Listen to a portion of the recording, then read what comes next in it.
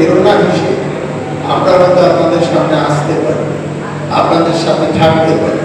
আমি এটা মনে করি যে কিন্তু নিজের শক্তি নিজেদের তৈরি করতে হবে।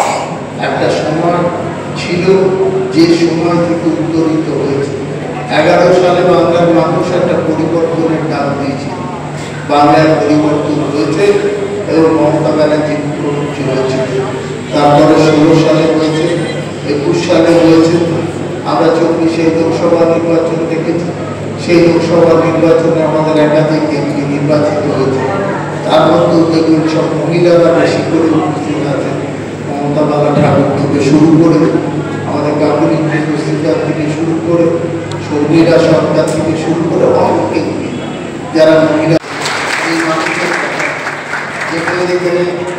সবাই এখানে বললেন, যারা আসলেন আর আপনারা কি বার্তা দিতে চাইছেন একটু যদি বলেন। তৃণমূল কংগ্রেসের একটাই বার্তা, মানুষের কাজ। তৃণমূল কংগ্রেসের বিভিন্ন শাখা সংগঠনের মধ্য দিয়ে একটাই উদ্দেশ্য, মানুষের উন্নয়ন, বাংলার উন্নয়ন।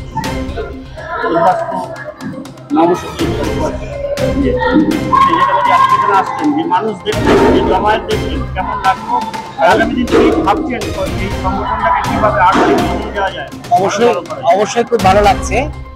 স্বাধীনতার পরবর্তীকালে পিছিয়ে পড়া সমাজের মানুষ, উদ্বাস্তু নমশূদ্র মধ্য সমাজের মানুষের যদি উন্নয়নের কোনো রাস্তা দেখায় বা উন্নয়নের জন্য বার্তা দেয়, উন্নয়ন করে, সেটাই হচ্ছে বাংলার মাননীয় মুখ্যমন্ত্রী মমতা বন্দ্যোপাধ্যায়।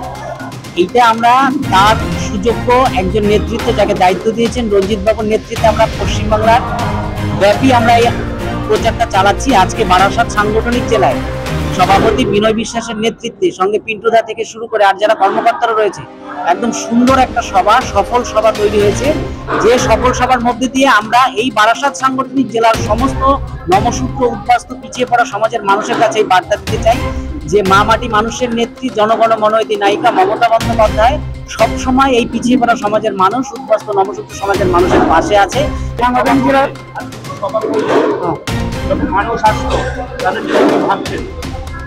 মানুষ আসলো, আমি প্রত্যেকটা মানুষের জন্য যাতে মানুষের পাশে থাকতে পারি সেই চিন্তা ভাবনা নিয়ে সংগঠন করার চেষ্টা করছি।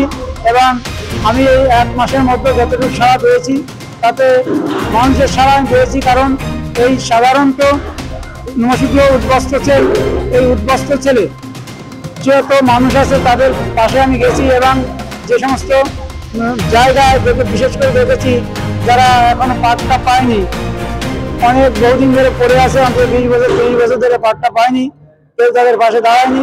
আমি আমার রাজ্য সভাপতি রঞ্জিত সরকার এবং রাজ্য সম্পাদক গৌরাঙ্গ বিশ্বাসের আদেশ অনুযায়ী সবার পাশে গিয়ে তাদের আমি প্রতিশ্রুতি দিয়েছি এবং পাশে দাঁড়ানোর কথা বলেছি এবং কিছু লিস্ট আমি অলরেডি করে ফেলেছি।